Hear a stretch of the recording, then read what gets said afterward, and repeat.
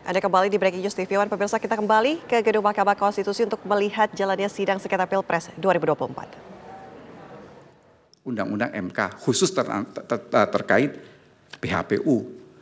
Sehingga kalau saya boleh merekomendasi soal kewenangan MK ini, mumpung undang-undang MK ini sedang dipending, ya ini dirubah supaya tidak tiap 5 tahun kita akan berdebat hal yang sama.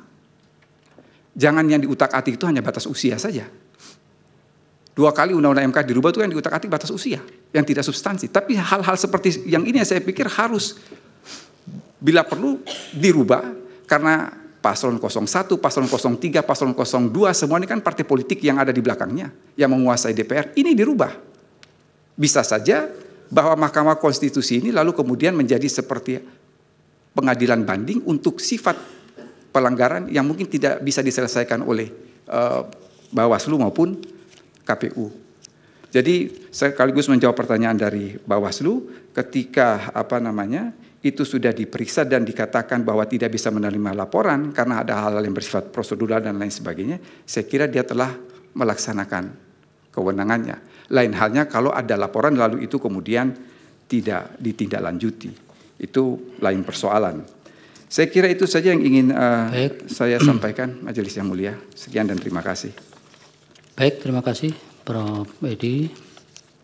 Semoga keterangannya bisa menjadi pertimbangan dalam pengambilan putusan. Berikutnya, Dr. Halilul Khairi.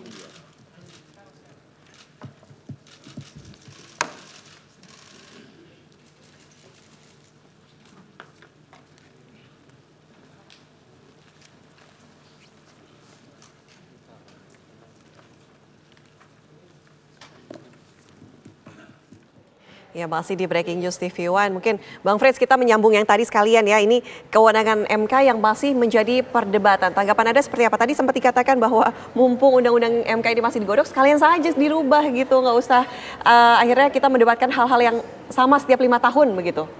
Kalau kemarin tuh ada penelitian ya dari Pusat Studi Konstitusi dan HAM dari UGM terkait undang-undang apa yang paling banyak diuji di Mahkamah Konstitusi. Dari seluruh undang-undang yang pernah ada di Republik ini, yang paling banyak diuji ke Mahkamah Konstitusi adalah undang-undang pemilu. Mengenai syarat umur, parliamentary threshold, presidential threshold, independensi KPU dan Bawaslu, semuanya itu diuji paling banyak di undang-undang pemilu. Dan silakan dicek dari hasil kajian dan silakan dicek di Mahkamah Konstitusi. Yang kedua adalah Mahkamah Konstitusi sering suka dalam pendapatnya terkait dalam beberapa putusan bahwa jangan mengubah sebuah peraturan pemilu pada saat proses pemilu itu sedang berlangsung. Tetapi kan di dalam kenyataannya Mahkamah Konstitusi juga suka melakukan hal seperti itu. Misalnya soal syarat umur, kemudian syarat calon, bahkan untuknya pilkada pun besok Mahkamah sudah mengatakan pilkada itu harus 27 November, tidak boleh digeser. Kan gitu kan, itu kan beberapa hal yang saya melihat Mahkamah Konstitusi itu satu sisi mengatakan tidak boleh diubah, tapi satu sisi lain Mahkamah Konstitusi berubah. Jadi kalau memang kita memberikan kepercayaan kepada Mahkamah Konstitusi untuk memutus, mari kita sama-sama memberikan kepercayaan tersebut kepada Mahkamah Konstitusi. Tetapi dari kacamata kami dan dari kacamata ahli yang tadi sudah disampaikan bahwa pembagian kewenangan tersebut itu kan akibat dari kepastian hukum. Pemilu ini kan inginnya saya rasa semua orang, partai politik, caleg, kita semua ingin kepastian hukum. Kepastian hukum kapan mendaftar, syarat untuk mendaftar, kalau ada masalah melapornya kemana, dan kemudian kapan hari pemungutan, kapan adanya hasil. Kan kita semua ingin semua itu terjadwal. Tetapi kan kadang-kadang kita ingin hasilnya lebih cepat, atau semua yang kita ingin laporkan semua pasti akan terjadi. Tapi kan padahal semuanya itu sudah semua itu terjadwal. Dan kalau kita, dan saya yakin Bang Putu juga nanti bisa menjelaskan, dari seluruh proses pemilu kita ini yang paling saklek, yang paling azek setiap tahapannya. Makanya kadang-kadang ada... Dibanding mana nih yang paling ajak dibanding mana? Silakan sebutkan tahapan proses pemilu kita yang nggak ada jadwalnya. Oke. Kapan mendaftar, tanggal segini, tanggalnya segini. Kemudian kapan mengajukan misalnya dana kampanye, kapan pelaporan, kapan diperiksa, bagaimana cara buat untuk komplain, kapan sengketa, 3 hari, berapa lama untuknya pelanggaran administrasi, 14 hari. Semuanya itu sudah ada ruang dan semua itu waktunya. ada tanggal-tanggalnya. Tujuannya adalah memberikan kepastian hukum buat siapapun, kepada pencari keadilan, bagi penyelenggara pemilu, bagi peserta pemilu. Dan itu sesuatu yang harusnya sangat kita hargai. Karena itu merupakan sesuatu yang sangat dibanggakan dan sangat menjadi apresiasi dari berbagai negara. Bagaimana rigidnya proses pemilu yang kita miliki. Meskipun kemudian teman-teman ada yang mengatakan bahwa oh ini sangat pemilu yang sangat prosedural, yang sangat kehilangan substansinya. Bukankah sebuah keadilan material itu dapat kita capai apabila ada keadilan secara proseduralnya, ada kejelasan proses. Pada saat kejelasan proses itu dilakukan, keadilan itu termunculkan. Dan itu akan memberikan kepastian untuk kita semua. Oke, Pak Putu boleh dong pendapatnya ini. Kalau misalnya melihat, kan ada perbedaan tentunya di 2007 hingga 2012, kemudian di 2022 hingga 2025 nanti ya, betul ya? Nah ini bagaimana Anda melihat itu? Saya kalau ketika bicara soal prosedur formal pemilu kita sekarang, ya dengan konstruksi Undang-Undang 7 2017, saya sependapat dengan Bung Frits. Inilah yang paling rigid sekarang. Jadi diatur betul hari-harinya. Tadi saya sudah sampaikan kewenangan kelembagaan, Bawaslu ada 2, administrasi biasa 14 hari, kemudian selesainya sekitar 21 hari, ketok palu keputusan KPU 24 hari. Ketika bicara TSM, final di PT UN 42 hari. Ketika bicara sengketa proses, final di Mahkamah Agung itu sengketa proses 42 hari, final di PT UN, sengketa prosesnya begitu kan. Pidana pemilu juga 42 hari. Nah ini DKPP juga sudah diatur. Dirjen, saya ingin mengatakan konstruksi ideal ini akan bisa terlaksana ketika para pihak menggunakan secara maksimum pada satu sisi, dan sisi yang lain penyelenggara pemilu, pengawas pemilu dan pihak-pihak yang diberi kewenangan juga mengikuti ritme ini dengan baik. Itu dulu. Tapi yang sekarang hari ini terjadi di pemilu 2024 ketika bicara prosedur yang kita sepakati tadi, saya tidak berbeda dengan Bung Frits soal prosedur itu.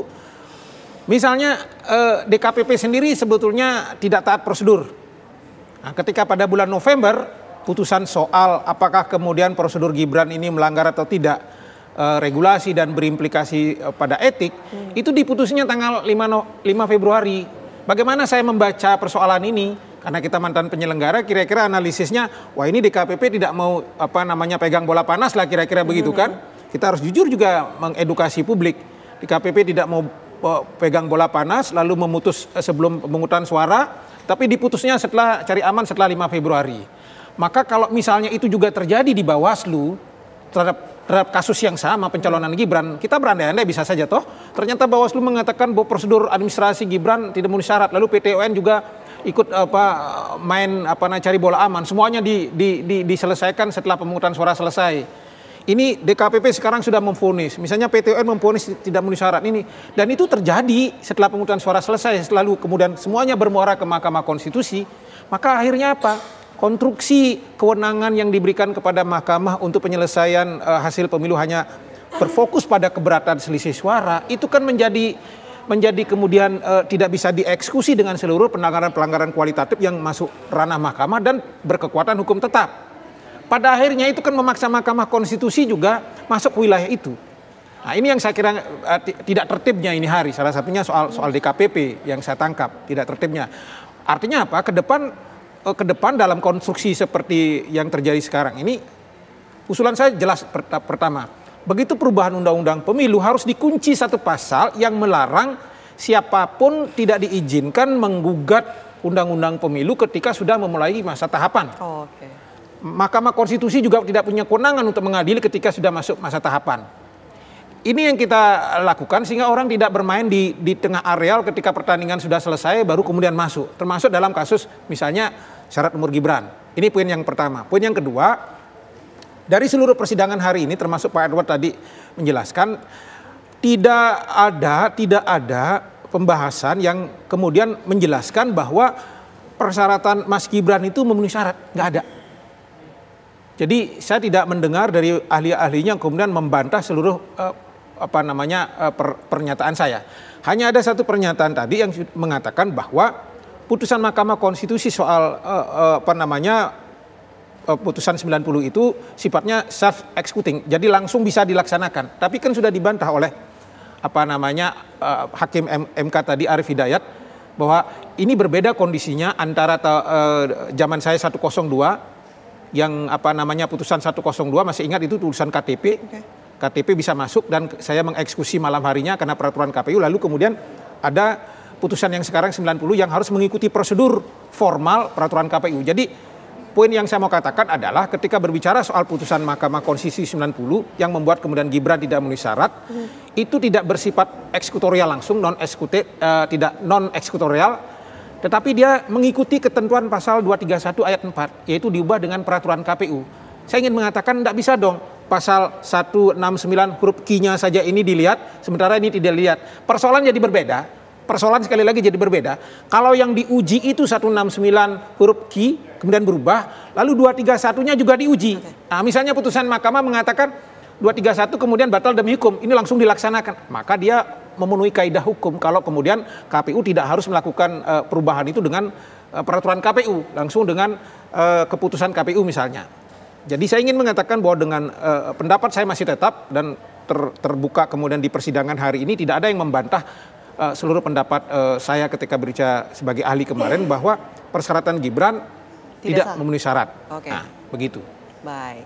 Kita sama-sama saksikan kembali nih persidangan sengketa Pilpres masih berlangsung di gedung Mahkamah Konstitusi. Penjabat kepala daerah sudah dilantik itu. Kalau memang penjabat kepala daerah itu dapat diandalkan menjadi mesin untuk pemenangan calon tertentu, terutama tentu pemerintah, calon dukung pemerintah. Dalam hal ini tentu 02 yang kita bahas.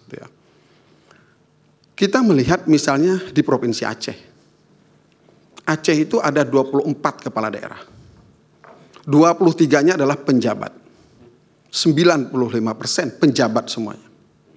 Kalau dipakai untuk memobilisasi atau kalau kita menggunakan preposisi, makin banyak penjabat kepala daerah, maka makin efektif penambahan suara dari pihak pemerintah. Logikanya Aceh adalah perolehan suara tertinggi karena dia adalah penjabat tertinggi provinsi se-Indonesia. Nyatanya 02 hanya 24%. Saya coba perbandingan yang berikutnya, misalnya Provinsi Bengkulu. Paling sedikit pejabatnya 2 orang dari 11. 2 orang dari 11. Nyatanya calon dukungan pemerintah mendapat suara 70%. Maka kalau kita menggunakan keyakinan itu, empiriknya tidak terlihat. DKI Jakarta misalnya, tunggal kekuasaan hanya di tanggal gubernur, nggak ada kepala daerah politisi. Artinya mereka semua bergantung pada gubernur, diangkat dibantu oleh gubernur. Artinya semua pengendalian di Jakarta oleh penjabat. Nyatanya calon 1 dan 2 mirip-mirip, menang nomor 2 tapi selisih 3 ribuan. Kalau dia efektif betul, seharusnya 100% mendekati 80%. Karena semua aparatur di pemerintah DKI Jakarta di bawah kendali gubernur 100%. Nah, hadirin sekalian, majelis hakim yang saya muliakan. Secara praktik pemerintahan, pelaksanaan tugas kepala daerah maupun penjabat kepala daerah, banyak sekali pihak yang melakukan kontrol secara politik. Pertama, kita bisa melihat misalnya di situ ada DPRD, yang salah satu fungsinya adalah fungsi kontrol politik, seperti DPR RI. Dan DPRD di daerah berasal dari parpol-parpol yang sama di pusat. Mereka juga perpanjangan dari partai-partai yang di pusat itu mengusung masing-masing paslon. Kalau memang ada pelanggaran di daerah, seharusnya anggota DPRD yang mewakili partai-partai yang non pemerintah yang bisa dirugikan oleh tindakan pejabat dapat dengan mudah melakukan investigasi atau melaporkan kepada Bawaslu atau melaporkan kepada partai. Kalau dia kurang kuat, melaporkan kepada partainya yang ada di pusat untuk melakukan koordinasi dengan pejabat dan lembaga lebih tinggi. Waktunya, Ali. Baik, Bapak sekalian, Majelis Hakim mungkin saya tambah sedikit 2 menit untuk menegaskan kesimpulannya bahwa secara teknis